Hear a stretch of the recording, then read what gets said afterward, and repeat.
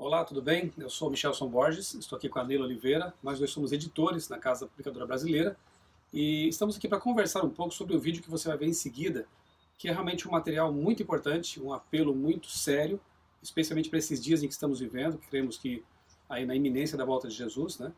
Mas antes de falar sobre o testemunho, o vídeo que você vai assistir, eu quero mencionar a você um livro que eu li um tempo atrás, um dos mais impressionantes e mais reveladores que eu já li, que é o livro Viagem ao Sobrenatural, da Casa Publicadora Brasileira.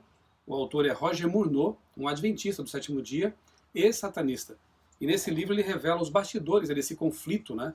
Na verdade, o que eu acho mais impressionante, não só as revelações que ele faz, né, com respeito ao ocultismo, ao satanismo em si, mas é a chamada de atenção para nós a respeito do grande conflito entre o bem e o mal, que é algo real e algo que muitas vezes nesse mundo secularizado a gente acaba esquecendo, né, de que está acontecendo, de que há uma disputa, né, entre forças pela nossa mente, pelo nosso coração. Roger Murnau também escreveu o livro Respostas Incríveis à Oração, porque ele desenvolveu um ministério muito consistente, bonito, de oração intercessória. E por que eu menciono esses livros? Porque o testemunho que você vai assistir em seguida, do jovem Gabriel Guilherme Estevão, lá da África, de Angola, é muito semelhante à história que Murnau conta aqui nesse livro, no Viagem Sobrenatural. Guilherme, ele foi dedicado aos espíritos antes mesmo de nascer, e Satanás tinha uma missão muito importante para ele. E eu convidei a Nélia porque ela também assistiu ao vídeo, e pelo que eu percebi, Nélia, você ficou impressionada também, né? Qual foi a sua impressão em relação ao testemunho de Gabriel? Eu imediatamente me lembrei também da história do Roger Murnau, e eu diria que é o grande conflito em tempo real. A gente, como você mencionou, como a gente não enxerga, às vezes a gente perde essa noção, mas essas forças estão atuando, elas estão agindo, e a gente precisa realmente ter noção, consciência disso, para que a gente viva de acordo com o que a palavra de Deus nos diz, né, para esse tempo agora. E é uma história real, atual, e o interessante é que ele relutou, né, inclusive em revelar essa história, né, por 6 anos. Ele é convertido à Igreja Adventista lá de Angola. Quem colocou a história do Gabriel em evidência, digamos assim, foi o pastor distrital da Igreja Central de Angola, que o apresentou ao Manassés Queiroz, que ele é o conselheiro espiritual, né, da Novo Tempo, da Escola Bíblica do Novo Tempo. Quando esteve lá fazendo uma semana de oração, ele conheceu então o Gabriel e ele filmou essa história. Então a filmagem é dele. E como eu disse, né, ele relutou 6 anos porque achava que não devia falar sobre isso, porque tem sempre um clima de sensacionalismo, pessoas que exploram de maneira inadequada esse tipo de coisa, né? Mas ele conta que Deus o impressionou a contar, a revelar, a testemunhar de como ele foi dedicado aos espíritos, mas como Deus o tirou dessa escravidão, desse mundo obscuro. Né? E creio que seria interessante a gente enfatizar, não é, Michelson, para aqueles que vão assistir daqui a pouquinho o vídeo, como a gente percebe a coerência entre o que o Gabriel fala e a palavra de Deus. A gente percebe que ele está assim, totalmente focado e dentro disso.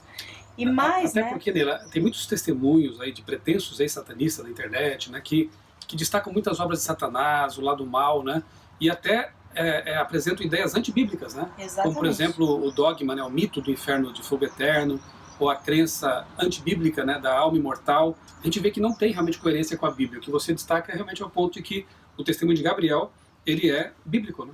Bíblico. E quando você assistir, observe quando ele tem um encontro, o que acontece com a fisionomia dele, um encontro com Jesus, a fisionomia mestre, né? Exatamente, muda completamente. Ele fala de uma maneira muito calma, muito serena, a gente percebe que ele tem o controle ali enquanto ele está apresentando, mas a fisionomia dele é impressionante como muda quando ele tem esse encontro com Jesus, o verdadeiro príncipe, né? O verdadeiro general, o verdadeiro soberano.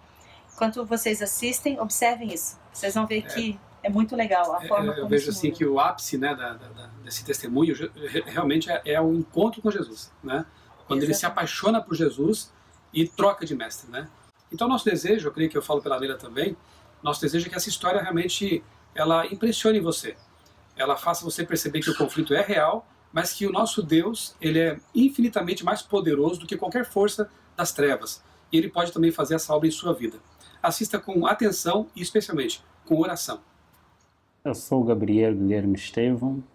Meu testemunho não é diferente de outros E também não é para questão de gloriar-me, mas para que o nome de Deus seja glorificado.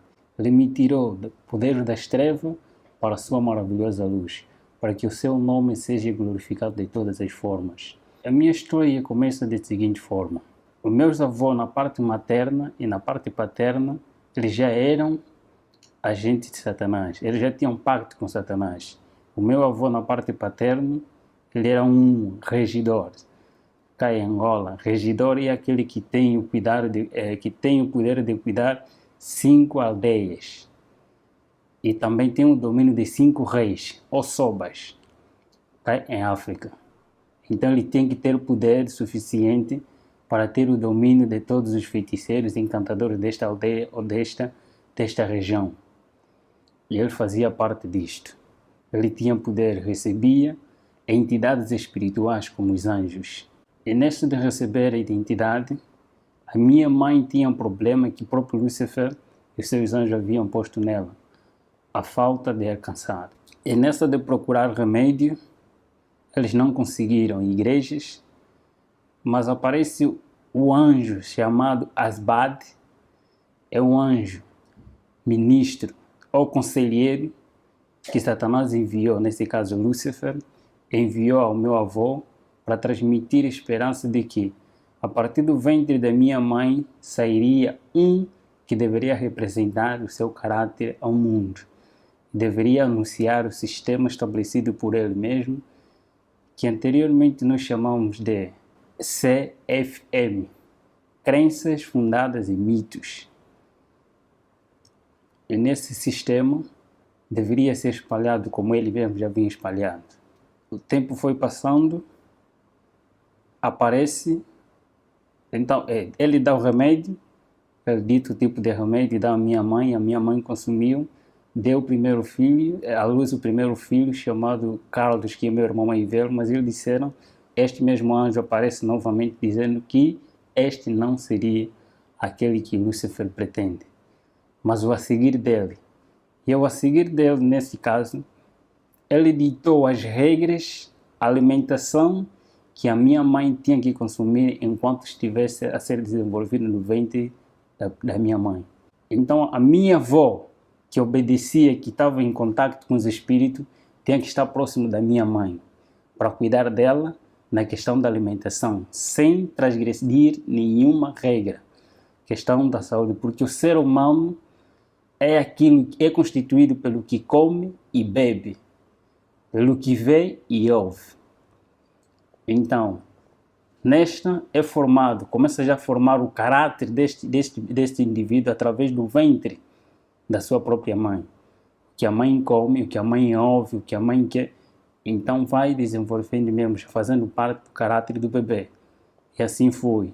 Eles tiveram que obedecer e eu estava desenvolvendo até no dia em que eu saí do ventre da minha mãe, já bebê. Eles ditaram mais outra regra que eu tinha que seguir. Seria um vegetariano restrito. Um vegetariano restrito porque teria que ter uma mente lúcida.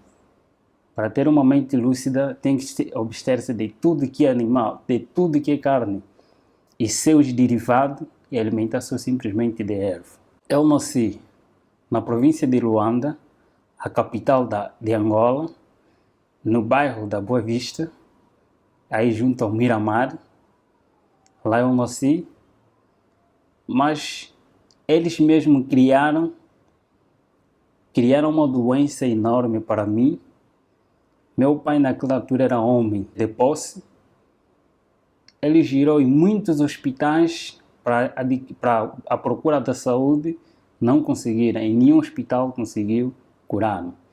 Então, obrigatoriamente, meus avós que estavam noutra província, na província do Uís, município de Alto Cauale, antigamente chamado Cangola, comuna de Bengo, bairro também de Bengo, onde estavam meus avós. A minha mãe foi obrigada a se deslocar desta província para uma outra província, dessa cidade para uma outra cidade. E lá, logo que chegamos, a doença passou. Não fizeram quase nada, mas a doença passou naturalmente. Porque eu tinha que crescer junto aos meus avós. Aos meus 9 meses, aproximadamente, já conseguia estar distante da minha mãe. Então fui retirado do colo da minha mãe para viver com meus avós na fazenda. Essa fazenda encontra-se na fronteira entre Malães e a província de Uís. É chamado, esse riacho que faz parte da fazenda é chamado Quitoa. Essa é uma linguagem quimbundo. Quitoa é um rio que até agora existe e essa fazenda ainda existe até atualmente. É lá onde eu cresci, com meus avós, em companhia de anjos, porque eu tinha o privilégio de ver os anjos em todas as suas formas e manifestações. Eu cresci distante da sociedade humana para ter uma mente e um coração frio, uma mente liberta, uma mente livre, tinha que viver com a natureza. Por causa da natureza eu deveria adquirir conhecimento e com a natureza deveria-se adquirir muita coisa. E a alimentação também seria fácil ser um vegetariano restrito. Eu simplesmente consumia um tipo de suco. Esse suco era sangue de pessoa, que tinha que fazer parte de mim para se tornar um cruel. E eu fui ensinado de que eu sou Deus. E dentro de mim há um Deus. Sendo Deus, todos os seres humanos são objetos. E eles não merecem viver. Todos os seres humanos são objetos. E eles não merecem viver. Assim fui educado pelos anjos. Até os meus 6 a 7 anos, tive que sair da fazenda em que eu estava para entrar em sociedade, para viver com a sociedade agora. Fui retirado da fazenda, agora para a aldeia. E da aldeia eu podia ver, a partir do período noturno, as pessoas que voavam ao cumprir a missão, nesse caso, os feiticeiros, encantadores, nas suas viagens. Eu poderia os contemplar. Mas a minha missão eu era um reptiliano. O reptiliano é aquele que é usado como um canal. Esta pessoa canaliza, recebe os espíritos e ele fala, não ele, mas os espíritos a falarem por ele. O mesmo processo que aconteceu com a serpente no Éden, Satanás usa a serpente e ele fala por intermédio dessa serpente. Assim também são esse tipo de pessoa, os escolhidos mesmo por ele. Eu era usado como um canal de tudo quanto ele pretendia falar, eu falava. Não eu a falar, mas sim eles a falar por intermédio de mim. Eu andava sempre em companhia de anjos ao meu redor. Eu podia ter uma visão muito diferente da visão normal. Eu podia ver, eles abriam a minha visão, eu podia ver os anjos de Deus e os próprios anjos também. E nesta andança, nesta convivência, eu fui obrigado a sair do lugar em que estava da província para uma outra província.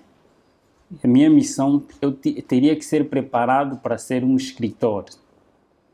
E escritor tem que ter uma mente aberta, conforme já disse noutra hora, tem que ter uma mente aberta, tem que ter inteligência e conhecimento.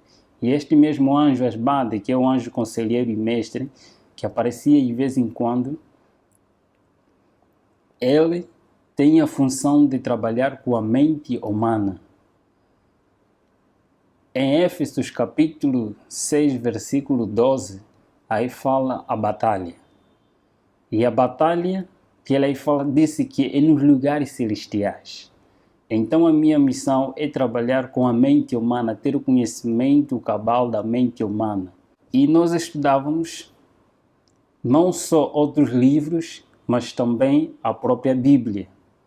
Os teólogos estudam a Bíblia para defender, estudam a Bíblia para pôr em prática aquilo que eles aprendem, para adquirir o caráter de Cristo.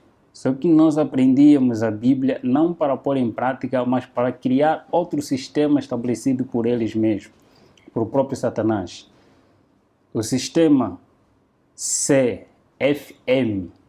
criado por ele mesmo, começando por si mesmo, são crenças fundadas em mito, conforme disse na outra hora.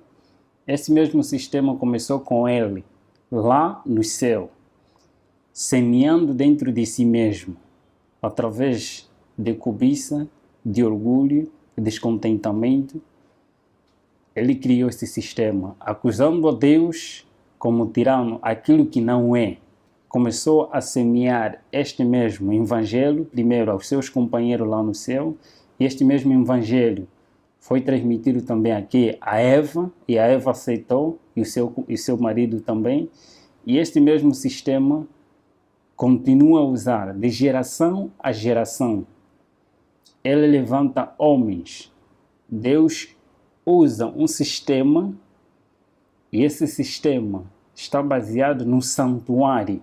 O santuário é o sistema que Deus utiliza para a salvação do ser humano. E Satanás, por sua vez, ele não cria coisa nova. Ele simplesmente imita aquilo que já está estabelecido.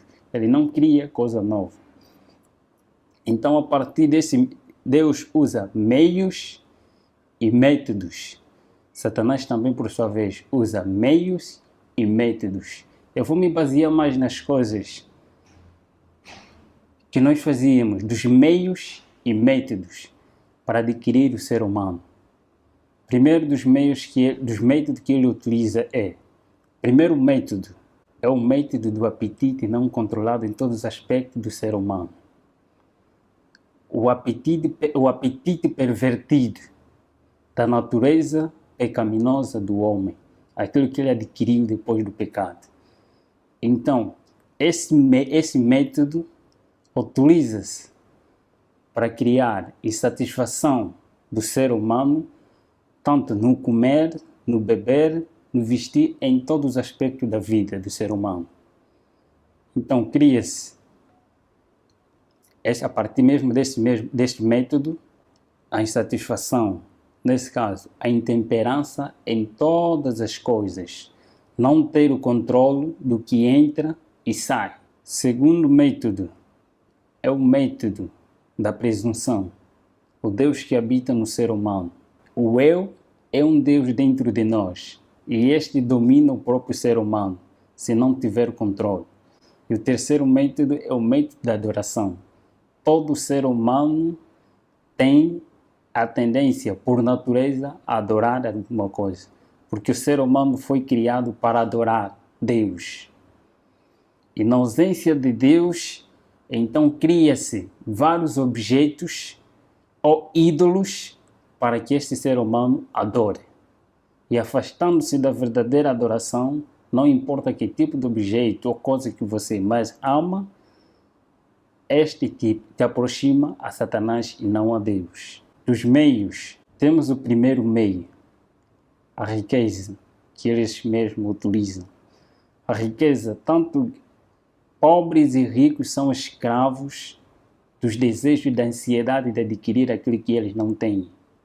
Os pobres têm medo e receio da sua pobreza e eles lutam para adquirir aqueles que eles não têm. E os ricos, por sua vez, eles têm medo de perder o que têm e eles vão à luta, a adquirir mais e mais para não perder o que têm e ter mais. Então todos eles tornam-se escravos de si mesmos. Insatisfeitos, a insatisfação toma posse das suas mentes e eles tornam-se escravos que não querem saber de quem os criou. Outro meio que é chamado a moda. Todo ser humano, por natureza pecaminosa, com essa natureza pecaminosa, todo ser humano quer ser celebridade.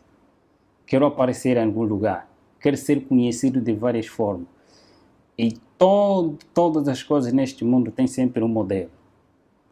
Então, a partir deste mesmo meio, eles utilizam os tipos de modelo que eles incentivam através das mídias, eles publicitam. Não importa que tipo de moda você segue, tanto a moda política, a moda econômica, a moda social, tipo de moda eles criam para todo ser humano seguir um modelo, e não um modelo verdadeiro, só para desviar a atenção do modelo verdadeiro que é Cristo, aquele que transmite o caráter verdadeiro no ser humano, retirar dele a imagem de Deus. E o terceiro meio é divertimento, é entretenimento.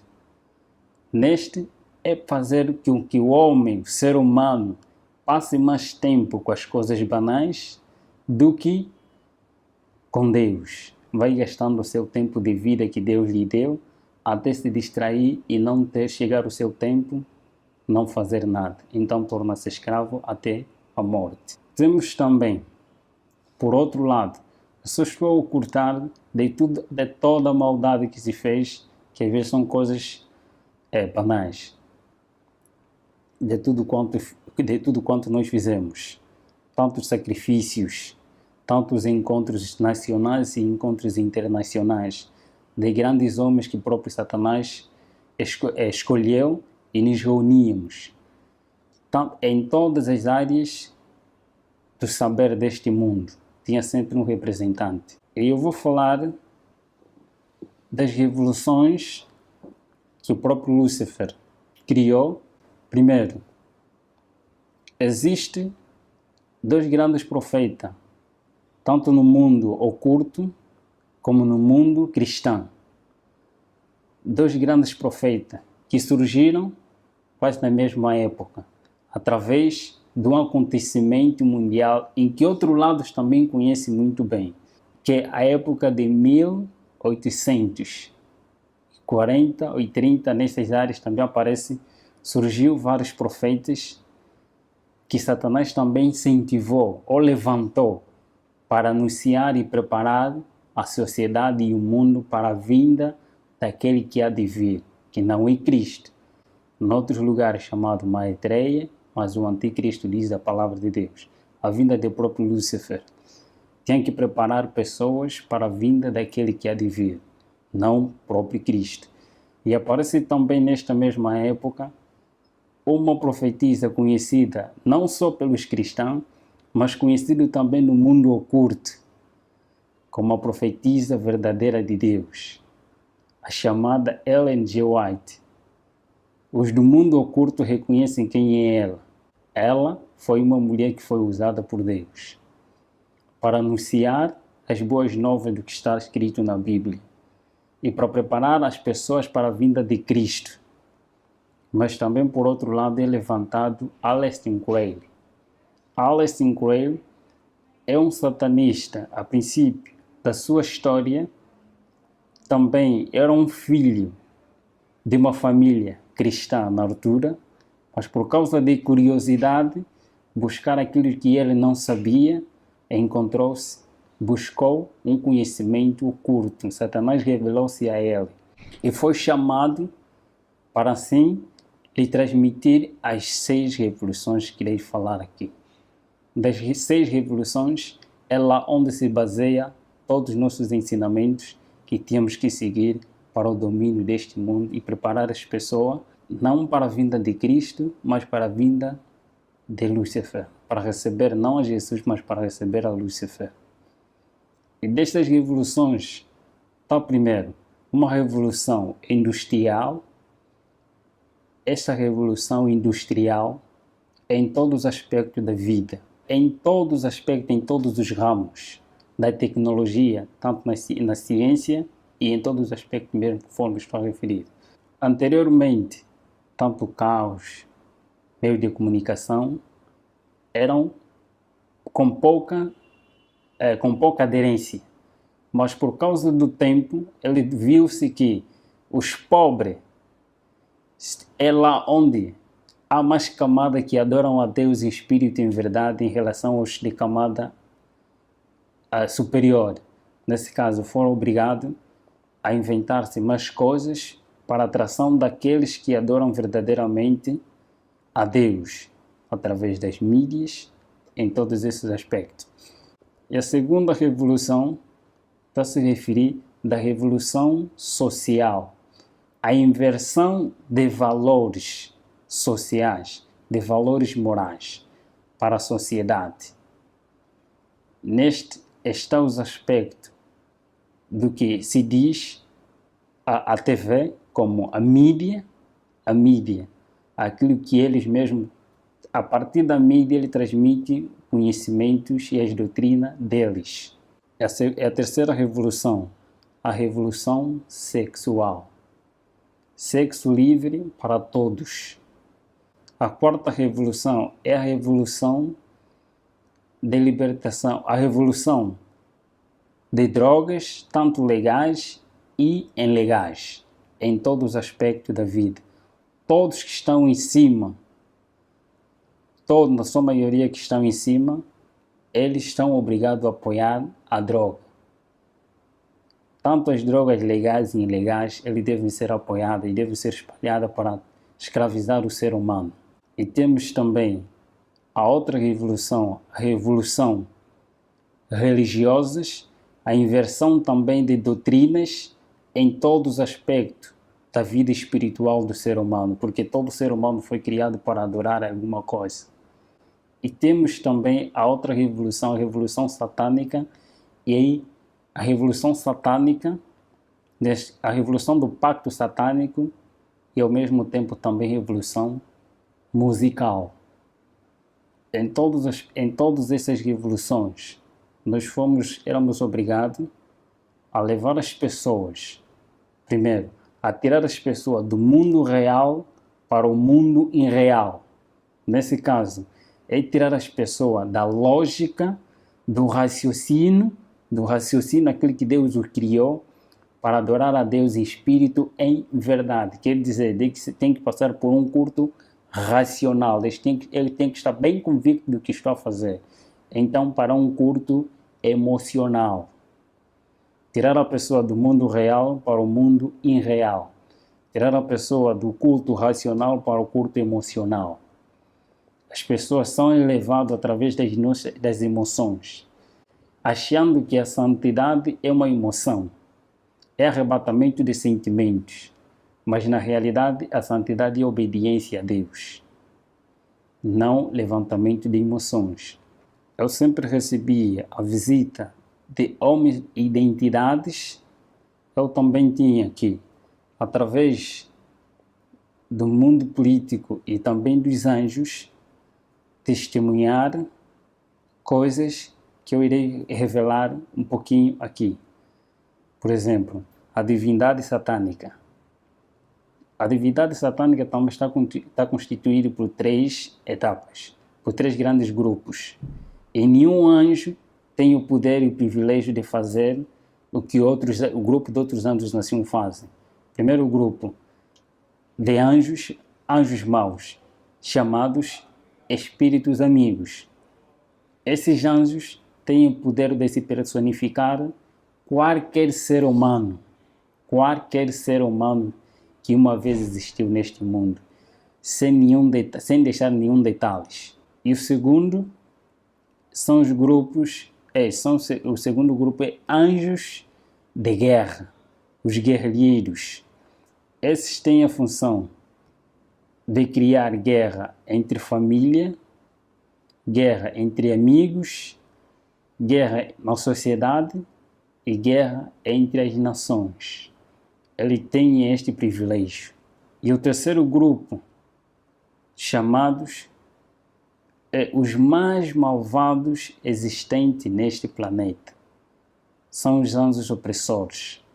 Esses são os mais cruéis que trabalham nos laboratórios. Poucos deles trabalham nos laboratórios, mas muitos deles ainda estão encarcerados. Tarde ou cedo também serão libertos.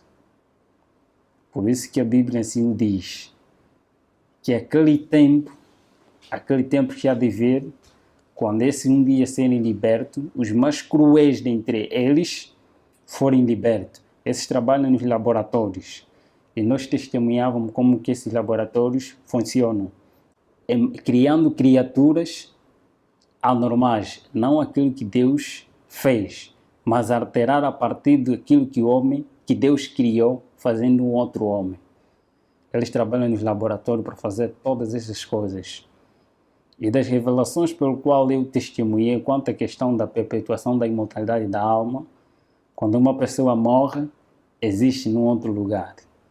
tenho essa experiência vivida por mim mesmo, que eu mesmo testemunhei com meus olhos, foi de alguém, enquanto os seus familiares estavam na sua inocência, eles matam primeiro um animal e este animal é posto diante de todos, quanto é todos aqueles que não fazem parte deste mesmo pacto, eles vão ver como ser humano, vivo.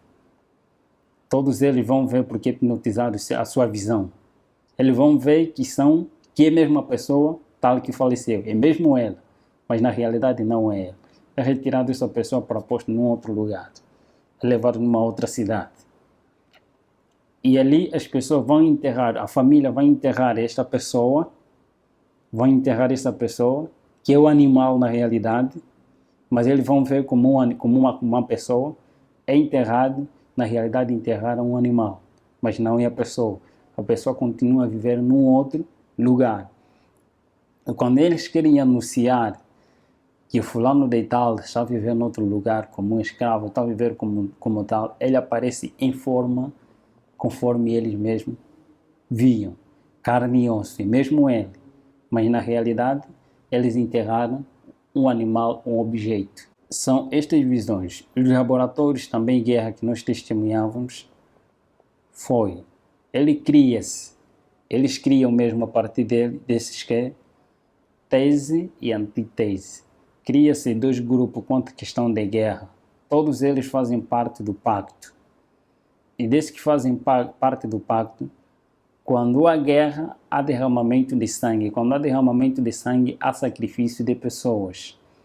Então cria-se dois grupos, duas pessoas que têm o mesmo pacto, um defende outra ideologia e outro defende outra ideologia, e criando dissensão, cria-se a guerra. E esta mesma guerra, com a intenção de sacrificar pessoas, ou então de eliminar alguns cristãos, como guerra religiosa, guerra econômica e guerra política, guerra civil. Em todos esses aspectos, eles utilizam os seus meios, só simplesmente para enganar o ser humano e para sacrificar também o próprio ser humano.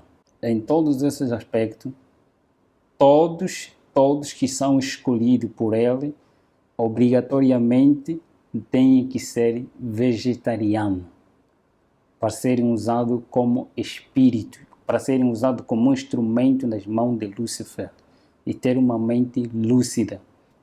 Muitos caminhos, muitos encontros dos sacrifícios. Primeira coisa, é chamado aquele morto-vivo. O combate nosso não era com os mortos-vivos, mas sim com os vivos. O processo de mortos-vivos, tanto nos filmes, nas histórias que eles mesmos criam, para revelar aquilo que eles vivem na realidade.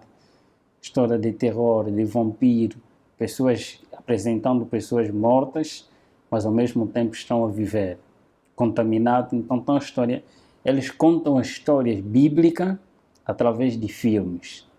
Acontece da seguinte forma: nós chamávamos mortos-vivos todos aqueles que não têm Cristo em sua vida, como Senhor da sua vida, como Senhor e Salvador da sua vida. Então eles são cadáveres. Eles são mortos, mas ao mesmo tempo estão a viver. Porque quando Adão peca, Adão e Eva pecaram, eles foram destituídos da glória de Deus, foram destituídos da vida, mas eles continuaram a viver pela graça. E vivendo pela graça, sendo pecadores, cumprindo o que está escrito, ele vivia, mas ainda não tinha morte eterna, conforme a Bíblia dizia. Então todos estes que não têm Cristo são considerados como mortos, mas ao mesmo tempo vivos ainda. E todos aqueles que têm Cristo são considerados que têm vida. E eu fui educado, eu curtei tanto a história, eu recebia Lúcifer várias vezes, visitava-me várias vezes para se revelar quem ele era. E neste grande conflito, foi a pessoa mais infeliz do mundo, Fui a pessoa mais infeliz do mundo porque eu nunca sabia o que era paz. Eu não sabia o que é fazer o bem. Eu tinha um coração muito frio. Coração frio é aquele coração que não tem nem remorso, nem um ressentimento, mais cruel que um pedófilo, mais cruel que um psicopata. Onde estava por natureza era tão calmo que ninguém podia desconfiar de mim, de que eu era satanista. Era tão calmo em todos os aspectos. Por natureza, tinha que ser mesmo assim. Melhor, até mais incentivo. Podiam bater-me, dar-me na cara, mas eu não poderia reagir naquele momento. Mas bastava dizer, elimine os próprios anjos, ou então eles comandavam pessoas consagradas também para esta área, para eliminar esta pessoa. Tarde ou cedo ele tinha que morrer. Só era tocado esse tipo de pessoa se porventura esta pessoa não estava com Deus. Nós não éramos permitidos a tocar num cristão, nem que seja só mesmo nas vestes dele. Não estou, qualquer satanista testemunha isto. E os próprios anjos testemunham isto. Ninguém é permitido, nem o próprio anjo de Lúcifer é permitido tocar as vestes de um santo, de um homem consagrado a Deus. Não pode, sem a permissão de Deus. Nesse mesmo grande conflito, eu podia ver a presença de um anjo de Deus afugentar 10, 20, mais do que isso. Só mesmo a presença de um afugentava muitos que eram nossos. E nessa questão, eu poderia sempre me interrogar. Por que quando este aparece e estes somem? Se eles, quando eles estão em pé, os dois anjos, não vê-se nenhuma diferença. Se não tiveram a fazer nenhuma atividade, só mesmo em pé, não se vê nenhuma diferença entre anjos de Deus e anjos caídos. Todos têm a mesma luz, a mesma estatura. Não se vê nenhuma diferença. A diferença que se vê é através das suas atividades. Uns para o mal e outro para o bem do ser humano. E o campo de batalha entre o bem e o mal só consistia na mente humana, em ter o domínio da vontade humana.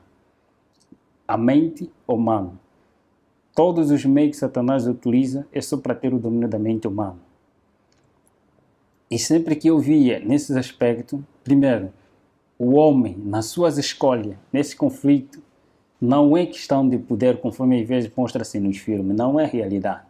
O conflito só existe quando o ser humano, o homem, escolhe por sua própria livre, espontânea vontade ser de Deus, Deus age e diz, este é meu voluntariamente, porque ele decidiu me escolher, então ele aparece para proteger este indivíduo.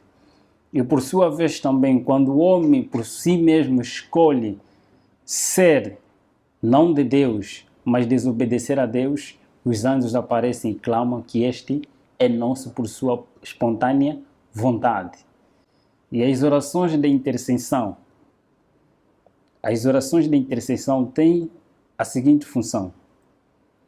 Quando um santo vai orando a favor de um ser humano, os anjos de Deus e os anjos do mal começam a cobrir esse ser humano e por causa da oração de um ser humano semelhante de carne, começa a clamar a Deus, então Deus aparece não pelo pedido deste indivíduo que está aqui, mas pelo pedido daquele que está ali, que tem a mesma semelhança, a mesma luta, aparece para acudir este homem.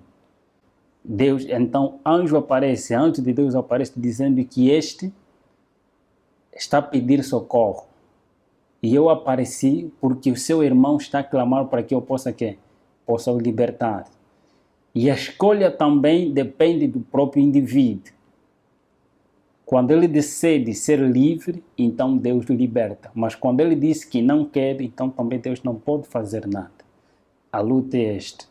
E nesta mesma luta, neste mesmo conhecimento que tinha, E neste mesmo combate, eu me perguntava dentro de mim, na realidade, quem eu sou?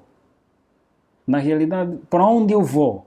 Porque eu via todos aqueles que faziam pacto, não importa quem é, presidente de repúblicas, reis, em todos os aspectos da vida, eu via todos a submeter-se a Lúcifer. E eu via pessoas que eram queimadas, que eram massacradas, porque desejavam sair deste pacto. Desejavam sair por si mesmos, e eles eram matados. Quem matava eram os próprios anjos. Quando o pacto é superior, então quem ataca são os próprios anjos mesmo. Eles assim mesmo matam, massacram. Às vezes matam este indivíduo, se é presidente, eles matam este mesmo presidente, e anjo próprio se personifica em forma deste ser humano, como presidente ou alguém de cargo, até certo momento. Este mesmo ser esse mesmo anjo se personifica para cuidar desta nação. Eles vão controlando, enquanto aquele já foi enterrado. Neste grande conflito, eu testemunhei a morte de muitos cristãos. Eu tinha que ver isso para que um dia pudesse escrever, não para Deus, mas para que as pessoas sigam a Lúcifer. Nesta mesma luta, no grande conflito, eu podia testemunhar e eu queria conhecer qual é a origem, onde eu saí, para onde vou, quem eu sou, qual é a razão da minha existência. Eu perguntava aos companheiros, indagando a eles, nesse caso estava a referir, os anjos que sempre andavam comigo, estavam sempre em minha companhia. Uma coisa que eles não gostam é quando o ser humano procura a verdade. Eles não gostam, torna-se incômodo. Eu procurava saber qual é a realidade, a verdade existente. Quem é o príncipe do outro lado? Quem é aquele que tem poder superior ao nosso soberano? Todos nós temos que submeter a ele. E nós temos que chamar sempre de soberano todos os títulos que os cristãos dão a Jesus. Então, os satanistas dão mesmo também esse mesmo título a Lúcifer, sem nenhum erro.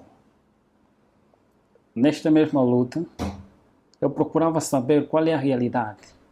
Em uma missão, numa missão para destruir, visitar um casal missionário que estava num dos bairros.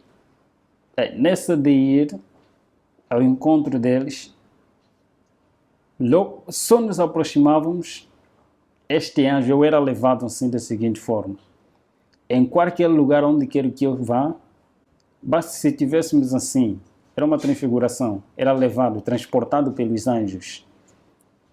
Se eu quisesse ir numa outra cidade e eles tinham que me cumprir, eles me levavam, eu sumia do meio das pessoas em que eu estava e aparecia em outro lugar. Nesta mesma missão, ao ir ao encontro desta mesma pessoa, só que nós víamos a casa toda ela iluminada e por cima da casa um ser brilhante, muito excelente, que eu não poderia suportar viver naquela claridade. Nem os anjos que estavam comigo também foram obrigados a regressar. E eu perguntei dentro de mim, quem é aquele? Depois perguntei também a ele, quem é aquele? Eles responderam que aquele é o nosso maior inimigo. É proibido citar, no mundo em que estava, era proibido citar o nome de Jesus Cristo. Categoricamente proibido citar o nome de Jesus Cristo. E eu cresci, fui ensinado a nunca me tornar amigo dos adventistas do sétimo dia. Mas eu poderia compartilhar com os adventistas no sétimo dia. Poderia ser amigo dos adventistas no sétimo dia e inimigo dos adventistas do sétimo dia, que são fiéis a Deus, que obedecem. E eu poderia, por intermédio dos adventistas no sétimo dia, transmitir o conhecimento para que, por sua vez, tornasse uma confusão dentro das suas igrejas. Nesta luta, eu procurava saber sempre. E um pensamento que sempre me incomodava, eu quero ser liberto. Mas eu sabia, se eu procurar sair, eu serei morto, serei um cadáver. Mas onde? Eu queria uma liberdade dentro de mim. Mas só que não existia liberdade, eu sabia que não tem ninguém que poderia me libertar. Então, neste mesmo ser, numa loja em que meu irmão estava lá a atender nessa altura, isso em 2008, aproximadamente no mês de junho, aparece um missionário adventista do sétimo dia chamado Bem-vindo Hilário Ventura. Até agora ele é adventista do sétimo dia, da igreja do São Bizanga, um dos municípios da província de Luanda. Este aparece a primeira vez, fala da vida que eu vivo. Ele começou a falar da minha vida. Eu não estava a gostar, mas como questão de ética ele estava ali, ele falava. Não lhe liguei, não lhe dei atenção. Apareceu o segundo dia, o mesmo horário, depois do serviço dele, apareceu dizendo as mesmas coisas, dizendo de Jesus Cristo, de um tal chamado Jesus Cristo, que ele mesmo falava e incentivava muito que ele é a liberdade. Ele dá força e dá poder, e tem poder para libertar todos aqueles que têm desejo de serem libertos das garras de Satanás e de Lúcifer, conforme ele lá chamado. O terceiro dia eu estava muito aborrecido com ele, eu queria que meus amigos aparecessem para incentivar na realidade e mostrar quem eu sou diante deste homem, que eu não sou uma pessoa normal, e eu não quero mais saber deste Jesus pelo qual ele está aí a referir. Só que desta vez ele aparece e transmite-me a mensagem e eu estava atento do que ele estava a falar. Ao sair de lá, numa noite, os feiticeiros e todos aqueles que fazem pacto, eles não têm paz e eles não dormem. A noite é para cumprir a missão. A noite é para reuniões, é para o culto, é para reunião, é para encontros no mundo. E nesta mesma noite, eu estava deitado. E de repente, eu via uma claridade, e esta claridade cada vez começou a aumentar, e o que estava ao meu redor, estou a referir, os meus anjos da guarda que estavam sempre comigo, em minha companhia, sumiram. Foram obrigados a sair da presença daquele que estava aí em pé. E eu fiquei paralisado, nesse aspecto, hipnotizado. Todo o processo que nós fazíamos na pessoa normal era paralisado, todos os membros, para ele não se mexer, mas todavia não era mexido na mente. É paralisado todos os membros do corpo, mas menos a tua mente. Ele paralisou-me, todos os meus membros não poderiam se mexer, nem mexer os meus olhos, mas simplesmente só na minha mente. Eu vi este ser tão iluminado, tão brilhante, eu conheci Lúcifer, eu vi Lúcifer, mas só que essa claridade e este ser era muito diferente, muito excelente. Eu fiquei apaixonado só pela presença deste ser. Fiquei alegre, fiquei admirado com quem é este? Eu fazia a pergunta dentro da minha mente, porque não poderia mexer os meus membros. Eu comecei a fazer tantas perguntas a ele. Você sabe quem eu sou? Por que você me apareceu? Quem és tu? Todas essas perguntas, ele calmamente, com uma natureza tão mansa e humilde, como nenhum outro ser que eu conheci até aquele momento, nunca vi semelhante àquele. Ele ficou tão calmo, fiz todas as perguntas que estavam na minha mente e ele começou a responder. Disse-me, primeira coisa, eu te criei para algo melhor. Este é meu sonho, escrever um livro com este tema. Deus me criou para algo melhor. E ele disse-me, tenha paz. São as palavras que vinham como um poder. Parece que foi retirado toda a escama, todo o coração frio e escuro foi retirado. E em mim veio paz que eu nunca tive desde a minha nascença. Eu adquiri paz. Eu senti a presença de alguém que tem que preencher o vazio da minha alma, que é a minha necessidade. Que eles mesmos tiram a necessidade do ser humano para dar-lhe o querer. A necessidade do ser humano é Cristo. É retirado essa necessidade e posto lá o querer, os desejos que são insatisfeitos pelos seus meios e métodos. Nesta, ele começou a falar comigo. Ele começou a dizer que eu te criei para algo melhor. Eu sou aquele pelo qual você veio a combater. Ele começou a contar minha história da redenção, começando da história que eu já conhecia, mas contado de uma outra forma. Ele estava me contando de uma maneira correta. A história da redenção. Como é que Lúcifer caiu? Antes de Lúcifer cair, como é que ele caiu? Os mesmos sentimentos, tudo. Eu sabia dessas coisas e eles estavam me fazendo lembrar de tudo isso.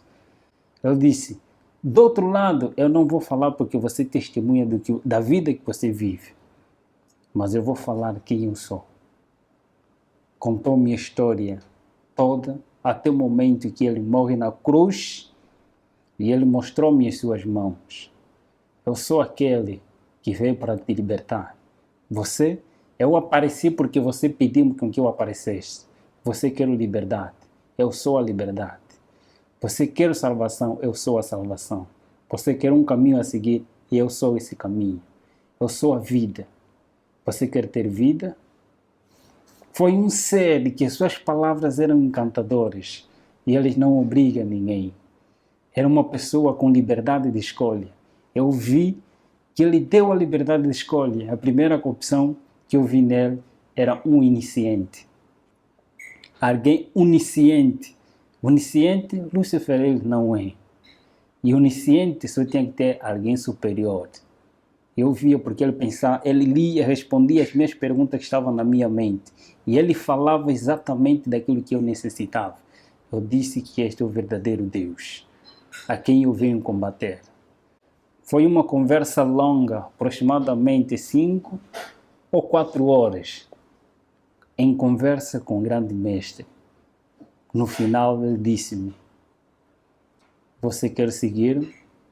Eu prostrei-me de joelho diante dele e eu disse, Senhor, a partir de hoje tome posse da minha vida, mas libertai-me daqueles que são superiores a mim. O Senhor conhece. Tome-me como sua propriedade. E ele deu minha decisão. Eu neste mundo não te darei o que te foram prometido por outro lado.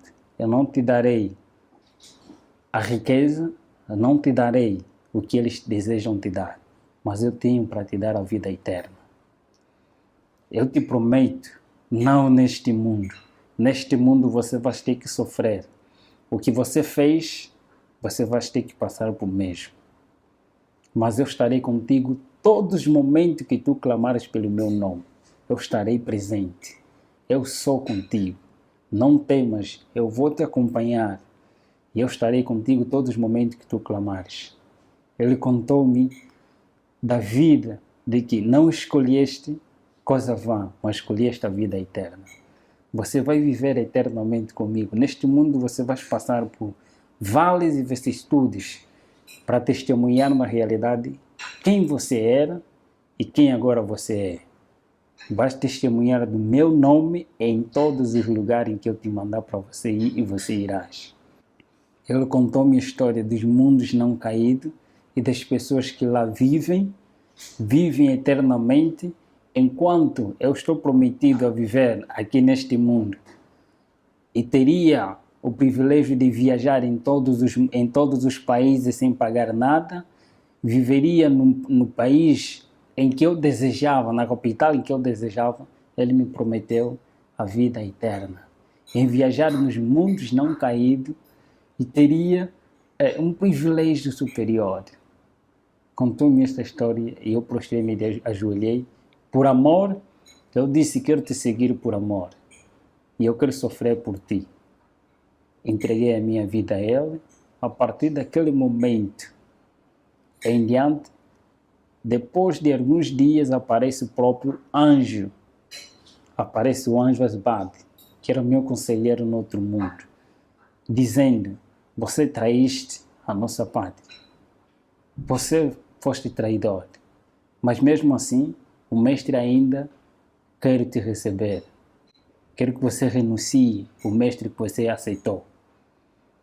Eu disse naquele momento, foi uma conversa em que todas as coisas do quarto, todo o temperamento, as coisas já não estavam mesmo bem.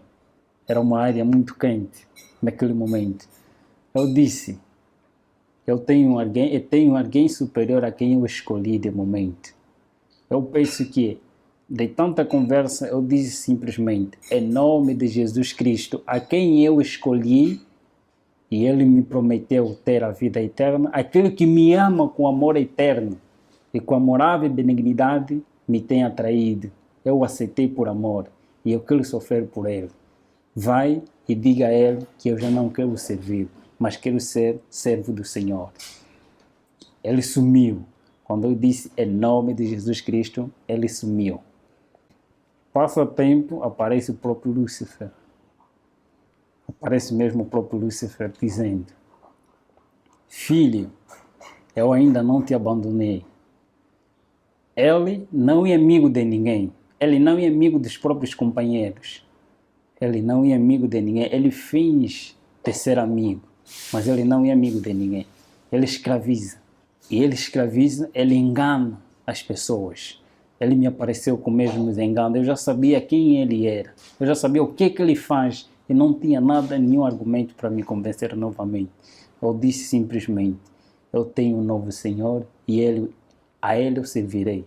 A única palavra que ele disse, então não viverás, você morrerás. E vais sofrer. Verás como é sofrer. Ele foi-se embora, pedindo, eu disse em nome de Jesus Cristo, clamando auxílio, e ele foi-se embora. Dali em diante, foi sofrimento. Começou as crises, que no outro lado eu não sabia, mas agora comecei a tomar. A partir, meu pai começou a retirar tudo que ele tinha, foi retirar tudo que ele tinha. Todas as pessoas que me apoiavam, que tinha na família, começou a retirar tudo para me ver na miséria. Mas eu sabia que Deus me prometeu que estaria comigo todos os momentos. Eu comecei a clamar a Ele. Eu testemunho em muitos lugares nas igrejas, em nome de Jesus Cristo, e muitos que lá também fazem parte do pacto, se convertem e entregam as suas vidas a Jesus. De agora em diante, sou missionário de Cristo. É meu sonho ser um escritor e pastor ao mesmo tempo. Acredito que você deva ter considerado bem impressionante a história de Gabriel, e realmente é, né? Enquanto eu assistia a esse vídeo pela primeira vez, eu me lembrei de Paulo, do apóstolo Paulo, das palavras que ele registrou em Efésios capítulo 6, verso 12. Não temos que lutar contra a carne e o sangue, mas sim contra os principados, contra as potestades, contra os príncipes das trevas deste século, contra as hostes espirituais da maldade nos lugares celestiais. Repito, é uma luta real. E nós temos que realmente estar ligados intimamente a Jesus, porque Ele é que nos coloca a armadura dele e nos protege contra essas influências, contra essas forças, né? E sem descuidar também das influências que a gente muitas vezes traz para a vida de forma consciente, né? Como, por exemplo, as mídias, né? Filmes, séries, videogames, podem parecer coisas inocentes, coisas assim, sem muita influência, mas na verdade, como ele fala, né, no filme, ali no testemunho, né, sobre métodos e meios, né?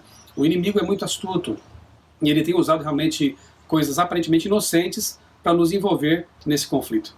Eu fiquei bastante surpresa, Michelson, porque ele menciona a questão dos mitos, né?